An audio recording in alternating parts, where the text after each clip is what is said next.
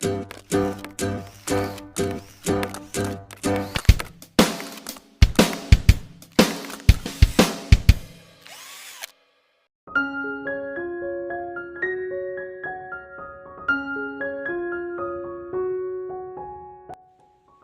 tumigil ang sandali. Nakatingin lang si Samantha sa ina. Naghihintay sa nakabitin nitong reaksyon. Nakaawang lang ang mga labi na matanda. Parang anumang sandali ay mapapamura. Pigil ni Samantha ang hininga. Hindi rin inaasahan ang matinding reaksyon ng ina. Akala niya ay mabibigla lang ito saglit. Pero mas magiging lamang ang masayang pagkasorpresa. Nagkamali siya. Nay, Aniya. Ko, nabigla lang ang nanay mo at hindi inaasahan. Ani, Tiyong Bert. Mahal, ano ba? At hindi ka na nakapagsalita diyan. Kinamayan ng matandang lalaki, si Franco.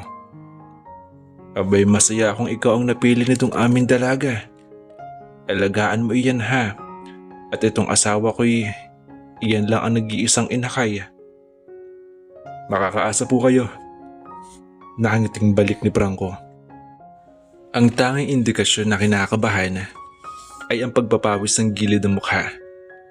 Mukhang hindi rin inaasahan ng lalaki ang ganong reaksyon ng kanyang ina.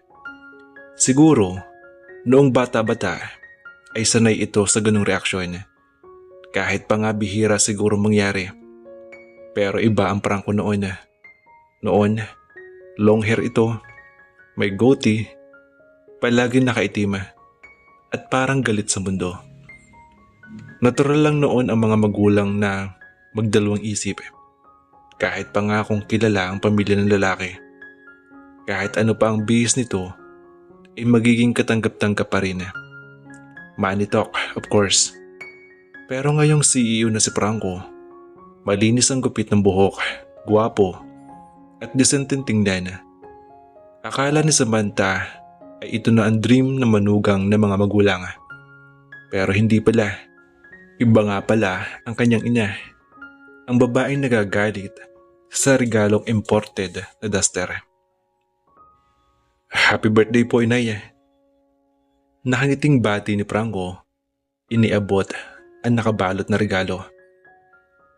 Salamat. Sa wakas ay nakapagsalita na ang matandang babae. Pasensya na ha at hindi ko rin inaasahan na ikaw pala ang sinasabing nobyo nitong anak ko. Siya hala, kumain muna kayo. At pagkatapos ay gusto kong marinig ang kwento. Halika, ako nagluto ng iba. Ngumiti si Samantha. Kahit sa loob-loob ay hindi nawala ang kaba. May kung anong sa reaksyon ng kanyang ina, sa tabang na reaksyon nito, sa tahimik na pagtanggap na kulang ang sigla. Kung ano man naiisip nito, ay malalaman niya mamaya pag alis ni Franco. Are you sure everything is okay? Bulong ng lalaki habang naglalakad sila papunta sa kusina. Of course. Walang dahilan para takutin ni Samantha ang boyfriend. Baka mayroon lang hindi naiintindihan ng kanyang ina. At mamaya ay magpapaliwanag siya. What could she possibly not like? Alam naman nitong matagalan niyang gusto si Franco. At ngayon ay boyfriend na. Ang inaasahan niya ay kaligayahan na. At hindi ganito. Naghain siya sa mesa. Sa sala at sa labas ng bahay ang handaan. Kaya tahimik ang bahaging iyon. Kumunta ang recital. Tanong ni Samantha kay Franco. Isa pa iyon sa gusto niyang malaman. Mayun, masaya. Nakakatuwa ang mga bata. Eto, I will show you clips. Ibinigay nito sa kanyang cellphone at hinayaang siya na tumingin sa gallery. Sa kasamaang palad, ang isa sa mga folder ng gallery ay thumbnail na mukha ni Laura ang kanya nakita. Pasimple siyang tumingin sa lalaki na abala sa malaking mangkok ng putsero. Paborito nito iyon.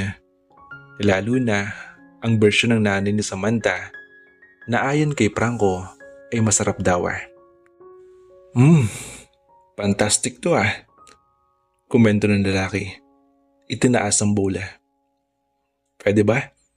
Tanong nito. Sure, sabi niya. Hinigop nito ang mainit na sabaw habang ang mga daliri ni Samantha ay parang sinapian ng flash sa bilis na humagot at pumindot sa phone. Ang isang folder ng cellphone nito ay talagang nakalaan lang para sa mga picture ni Laura. May mahigit 100 picture doon ang babae.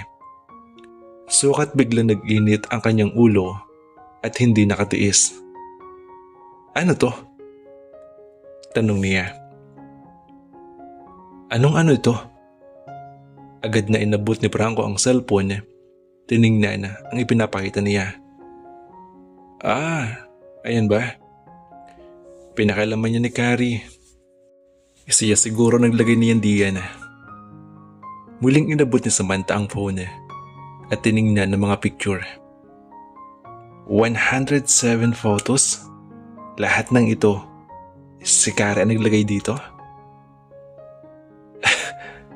Are you getting jealous?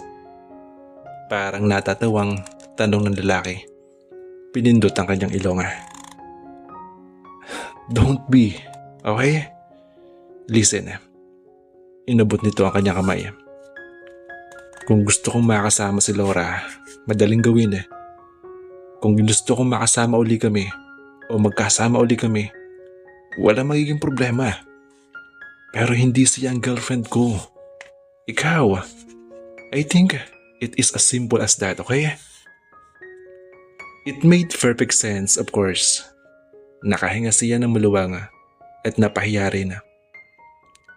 Tama ang lalaki at siguro hindi rin ito basta iabot ang cellphone sa kanya kung may itatago. Higit sa lahat, walang dahilan si Franco para lokohin siya. Hindi ito required na gawin siyang girlfriend. Napabuntong hininga sa Samantha, frustrated sa sarili at tumingin sa lalaki. I'm sorry, honey. It's okay, I understand. Nagtama ang kanilang mga mata. Hinaplos nito ang kanyang pisngi, saka mabilis na dinampian ang halik sa mga labi. Ngayon alam mo na mahal kita. Pero itong putsyarong ito ay nag-iintay sa akin. Do you mind if I... Oo naman, sige lang. Natatawa na siya. Muling humigop ng mainit sa sabaw si Franco. Habang tinitingnan naman ni Samantha ang mga video at picture mula sa recital. Mukhang masayang pamilya ang mga ito. Kasama si Laura, pero wala si Jody. Asan si Jody? Di siya nakapunta. Biglang nahilo. Dinala nga sa ospital. As it turned out, buntis daw. Child number 3. Humalakhak si Franco. Ano naman nakakatawa dun? Not funny, but it surprised me. Bakit? Ano nakakagulat dun? May asawa siya. At sabi mo papakasal pa nga sa simbahan. Bakit nakakagulat na buntis siya? Ganun? I don't know. Nagipit balikat si Franco. Siguro hindi ko lang inaasahan na gusto pa niya magkaanak. Mayroon na siyang 2 anak. So it's going to be another start. Hindi madali, Samantha. Kapag naalala ko kung gaano kahirap alagaan ang mga bata sa ganong edad, napapagod ako. It's huge responsibility as well. Pero child is worth it, I think. Oo naman, of course. Nakahinga ng maluwag si Samantha at napangiti. Kumain ka na. Gusto mo pa ng ensaladang talong? Ang gusto ko, kumain ka rin. Fine. Sabay na silang kumain. Nagkwento ang lalaki tungkol sa recital at sa mga plano ng anak na binanggit dito. Sa lahat ng iyon, nakikinig lang si Samantha hanggang sa maubos na nila ang dessert. Noon, dumating ang kanyang ina. "Oh, kumusta kayong dalawa diyan? Ayos naman ba?" Tanong na matanda. "Kain na po, Nay." Yaya ni Franco. Kalmado ang boses ng lalaki. Pero hindi nakaligtas kay Samantha ang alerto nitong mga mata. Para naghihintay na kung anong insidente. Ramdam niya ang lamig sa boses ng ina. Siguro hindi iyon papansin ng iba. Pero dahil kilalang kilala niya ito, malinaw sa kanya na may bumabagabag sa matanda. Kung ano man iyon, gusto na niyang malaman. Kung hindi nga lang lalong naiilang si Franco kung sakaling giyain niya ang ina mag-usap muna sila. Nay, ano po ang birthday wish nyo?" Patuloy ni Franco. Gustong pasalamatan ni Samantha ang lalaki para sa pagsubok sa pag-aanin ang mood ng bawat isa at gawing casual ang lahat. "Birthday wish? Ano pa? Kundi sana mabigyan na ako na nitong anak ko ng apo. Ano, Franco? Kailan mo ba ako mabibigyan ng apo? Kailan ba kayo magpapakasala?" Pat lang. Hindi ang tipo ng kanyang ina ang magsasalita ng ganun. Kaya sa isang banda ay nagulat din talaga siya. Hindi alam kung ano ang sasabihin. Parang may espiritong sumanib sa matanda at halos hindi na niya kilala. Siguro, totoo ang sinasabi ng marami tungkol sa pagtanda ng isang tao. Nagiging madulas ang dila. Walang preno ang bibig. "Oh, ano? Hindi na kayo nakakabudiyan pareho? Wala ba kayong plano? Ang tatanda na ninyo." "Ano bang usapan dito?" Salamat at dumating si Tiyong Bert. "Abay, itong dalawa. Tinatanong ko lang kung kailan magpapakasal at na mabigyan na tayo ng apo. Ayaw naman sumagot. Mahirap ba ang tanong ko?" Bakit pa nakikialam ka sa mga bata? Hayaan mo sila. Wala ka nang pakialam doon. Bakit nag-i-schedule ka ng pagbubuntis at pagpapakasal? Ikaw ba magdadala sa sinapupunan mong kumakunat? Ikaw ba ang gagastos sa kasala? Aba, kahit ako na ang gumastos sa kasala, kahit ako na ang gumastos kung cesarean, lahat ng yan kahit ako ang gumastos wala akong problema. Nag-iipon ako no. Marami akong pera. Basta magkaroon ng pamilya tong anak ko at hindi na yan bumabata. Tayo, hindi na rin bumabata. Ang taas pa ng presyon mo.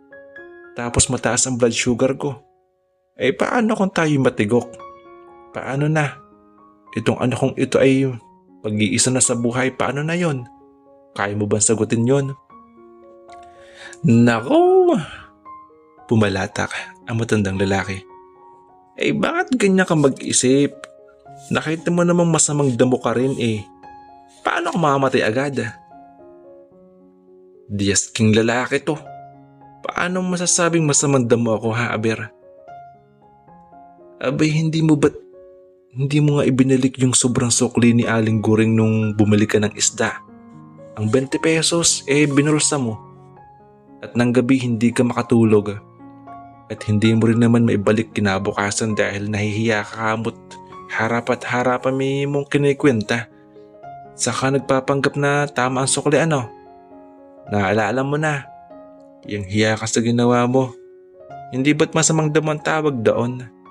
20 pesos lang, inumit mo pa.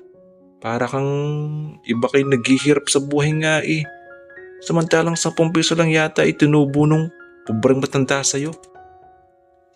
Binatukan ng kanyang ina ang asawa. Natawa na rin Samantha nang mapansing natatawa si Franco kahit pilit iyong itinatago. Pulang-pula ang mukha ng kanyang ina sa revelasyong ng asawa. Salamat sa kwelang pagsingit sa usapan ni Tiyong Bert. Nawala ang pressure sa kanila ni Franco. Hindi rin tama ang ginawa ng kanyang ina. Naiintindihan niya ito sa isang banda. Gusto nitong magkaroon ng apo. Pero hindi tama na na-corner sa ganung paraan si Franco. Hindi handa ang lalaki at halatang hindi alam ang isasagot. 2 buwan pa lang silang may relasyon at kahit sa ibang mag-boyfriend at girlfriend, hindi sapat ang ganung panahon para bumuo ng malalaking desisyon tulad ng pagpapakasal at lalo na ang pagkakaroon ng anak. Ako na naman nakita mo ng birthday ko. Nung birthday mo ba'y ginaganyan kita? Umingos na sabi ng matandang babae sa asawa. Ngayon, mabalik ako dito sa 2 ito. Patay. Nanay naman. Nilagyan ni Samantha ang lambing ng boses. Niyakap matanda. Masyado po kayo nagmamadali. Tandaan ninyong 2 buwan pa lang kami ni Franco. Kahit naman po sinong tao, hindi magpapakasal sa ganong kasaglit pa lang na panahon. Kayo nga po ni Tiyong, inabot ng 5 taon bago kayo nagpakasal, di ba? Ang tatanda na ninyo nung panahong yun.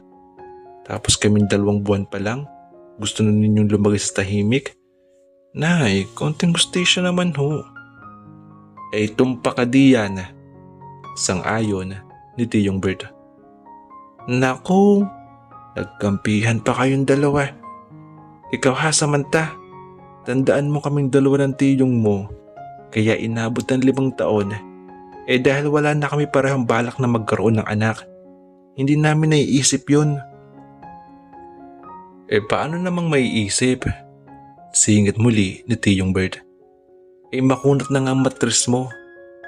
Kahit anong gawin, kahit ako'y uminom ng Red Bull, kumain ng balot, wala nang mabubuo. Kaya nga, yun nga ang punto ko. Itong 2 to, gaya nga ng sabi ng mga bakla ngayon, anong pitsa na, 48 years na. Sinasabi ko nga sa'yo huwag ka na makialam. Hindi ikaw ang pakakasalan. Extra ka lang sa picture kapag nagkasalan. Kaya huwag kang makialam. Kaysa magpakasal ang 2 yan ng hindi sigurado at sa huli magsisisi, paano? Sino ang masisisi? Di ikaw pa. Kaya ikaw, iyang pangarap mo magkaroon ng apoy, ilagay mo sa tiyempo. Pasalamat ka't mahal kita, kung hindi, kanina pa kita pinatikim. Hoy, aba, anong ipapatikim mo sa akin? Anong ipapatikim mo ha? Iniambaan ng nanay ni Samantha sa Tiyong Bert. Ano pa? Kundi ang aking napakasarap na pagmamahal, ikaw naman. Birthday na birthday mo pinapainit mong ulo mo. Halika na, tama na yan. Ikaw mag-iihip ng kandila sa cake mo. Akala ko may sunog sa dami ng kandila mo, muntik na akong tumawag ng bumbero Sabi ng matandang lalaki. Ang lakas ng halakhak ni Samantha. Pinunuri ng tawa ni Franco ang kusina. Magi ang kanyang ina ay natawa na rin. Hoy, kahit napakarami ng kandila sa cake ko, napakaganda ng benepisyo niyan. Alam mo ba kung ilang porsyento ang discount na makukuha sa senior citizen card? Siyempre alam mo, mas matanda ka sa akin gorang ka na nga. Ikaw ang tunay na makunat. Hirit pa ng matandang babae. Nag-aasara na mag-asawa habang naglalakad sila papunta sa sala kung saan naroon ang cake. They are very lovely couple, no? Very lovely. I bet they will never bore each other at that. I wanna be like them. Sabi ni Franco. May haplos na mainit na bagay sa puso ni Samantha. Ako rin. Gusto ko rin ng ganun. Pwede naman natin subukan, di ba? I thought we already trying. Yes, we are. We are. Dinampian ni Franco na mabilis na halik ang mga labi ni Samantha. Saka nanguna sa pagkanta ng birthday song at nang ibabaw ang boses ng lalaki, malakas at masigla. Sa puntong iyon, mukhang masayang-masaya ang ina ni Samantha. Naging abala na rin ito sa pag-aasikaso sa mga kaibigan maya-maya habang sina Samantha at Franco ay nagpunta sa likod bahay. Pasimpleng ang bahay. Simpleng-simple ang bahay. Luma na rin kahit ipinaayos na nakaraang taon. Sariwang hangin at may malalaking puno ng mangga sa likuran. May mga batang bisita ang naglalaro ng patintero. May kumurot sa puso ni Samantha. Nakita niyang masasaya ang mga bata. Posibleng hindi na siya magkakaroon niyon dahil hindi handa si Franco. Ang labo, ang gulo ng kanyang isip. Sala sa init, sala sa lamig.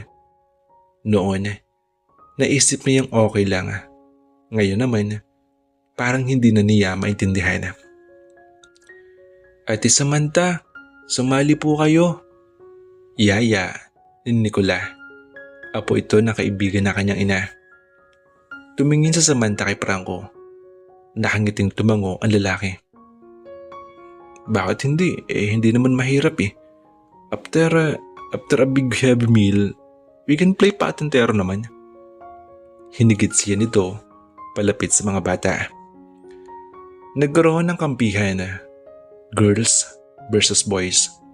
Si Franco ang patutot. Naging madali para kay Samantha ang makatuwid sa mga batang nakaharang sa kanya sa daan.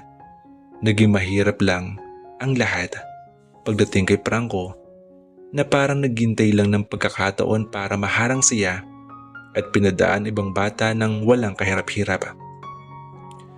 Alam mo Franco, walang premyo to. Hindi to Olympics kaya huwag masyadong dibdibin eh. Sabi niya. Ngumiti ito at kumindat. Hindi ko hahayaan na matalo ang team ko no. Boys, gusto ba ninyong matalo? Hindi, bawal kuya. Agad natutol ang isang bata. Si Carlo. Kanina pa nagrereklamo tuwing may mga kalagpas dito. Mataba ang batang lalaki at sinasabing marami daw nakain kaya hindi nakatakbo ng maigi sa takot na pumutok ang appendicitis. O si, walang gustong sumuko. Kaya kapag pinalampas kita dito, ganitong madaming nakain ni Carlo, sigurado makakalusot ka. Kaya dapat dito pa lang sa akin bantayan na kita para hindi ka makalusot sa akin. Hindi ba Carlo? Tama kuya, sagot ng bata kay Franco. Hindi ko pwedeng hayaang pumutok ang appendix ni Carlo kaya dito pa lang, hindi kita hayaang makalusot. Napabungis-ngis sa Samantha. Pero kasabay niyon, lalo niya nakita kung gaano kabait sa bata si Franco. Hindi na rin naman niya kailangan ng ibang patunay. Noon pa niya alam sa pagmamahal nito sa mga anak. Sadly, hindi na nito gusto na magkaroon pa. But who knows? Maybe she could change his mind. Sabi mismo ni Franco lahat naman daw ay nagbabago. Baka bukas makalawa, magbago na rin ang isip nito. Hindi dapat iyon isipin ni Samantha ngayon. It had only been 2 months. 2 wonderful months. Marami pa silang pagsasamahan. She would convince him that having a child again was not a bad idea after all. Napuno ng conviction ang kanyang puso. Bakit hindi? She could do all that she could make him see the light. Nakalapat ang mga kamay ng lalaki sa hita parang nasa formation ng American football. Nakatingin sa kanya. O ano? Iibuha ka ba riyan? Wow, ang yabang mo ha. Baka nakakalimutan mong runner-up ako sa track and field noon. Pakita mo, come on! Pumurma si Samantha na tulad ng porma ni Franco at saka tumakbo sa kaliwa. Pero agad na nakasunod ang lalaki. Dinaanan niya ito sa trick moves ng patintero tulad ng pamimeke ng direksyon ng takbo. Pero masyadong mahaba ang braso ng lalaki. Ano ba yung braso mo masyadong mahaba? Ipaputol mo kaya yan? Ang lakas ng tawa niya. Braso ko pa ang sinisi mo. Hindi ka mananalo sa akin. Talagang sinusubukan mo ako yan ha? Of course. Say whatever you want and you shall have it. But only if you can pass. I am the god of the gray of patintero. Kaya hindi ka makakalusot sa akin. Pagmamayabang, nasabi ng lalaki. Ang lakas na naman ng tawa ni Samantha at ganoon din si Franco. Sinamantala ni Samantha ang pagkakataon at tumakbo pero nahagip pa rin siya ng lalaki sa baywang saka siya ay tinaas. Panay ang kanyang galaw ng mga paa habang bitbit nito na parang napakagaan niya. Madaya, nakalampas na ako sa guhit eh. Ay, madaya ka talaga. I demand a new call, hindi tama. Nakalagpas na ako sa guhit, kitang-kita naman. Hindi ba girls? Naghigik-gikan ng mga bata. Parang aliw na aliw sa kanila ni Franco. Ikaw ang madaya, huling-huli na eh. Ayaw pang tanggapin. So what, did I win? Walang usapan. Inilabas niya rito ang dila saka ngumuso na nangiinis. Kung wala mga bata, kanina ko pa hinalikan yan. Mahina na itong bulong. Bahagyang pinagdaanan sa kanyang mga labi ang kamay.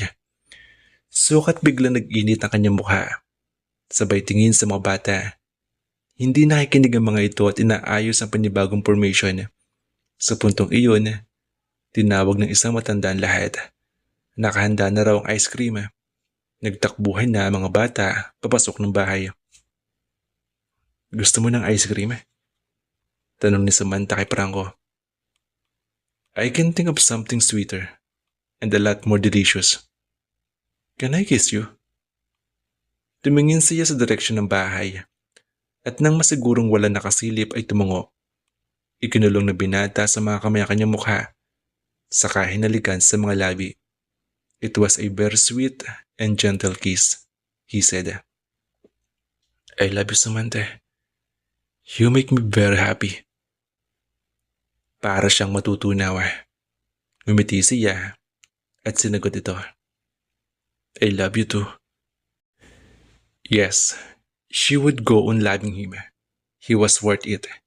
He was worth her love, her time, her devotion.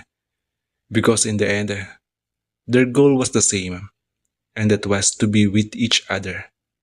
So why did she need to complicate it? Dinampaan na Samantha ang halik sa mga labi ng lalaki. You also make me happy, Franco. More than you will ever know. Nakangiting sabi niya rito.